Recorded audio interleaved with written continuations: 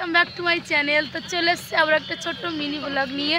তো আমরা এই মুহূর্তে ভিডিও বানাবো বলে চলে এসেছি মাঠে। আর আমার ক্যামেরাম্যান হলো এই যে।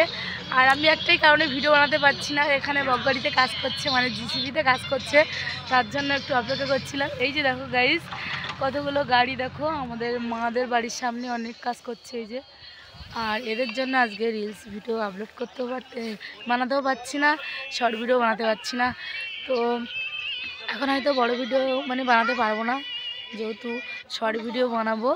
আর সেই জন্য চলে এসেছি। এটা হলো আমার বোন, ও আমাকে মানে ক্যামেরা ধরে দেয়, মানে আর কি করব, ওকে নিয়ে কাজটা চালাতে হচ্ছে। আর তার জন্য বড় ভিডিও শ্যুট করতে পারছি না, যেহেতু শর্ট ভিডিওই করব। তো তোমরা অবশ্যই দেখবে আমার ভিডিওগুলো।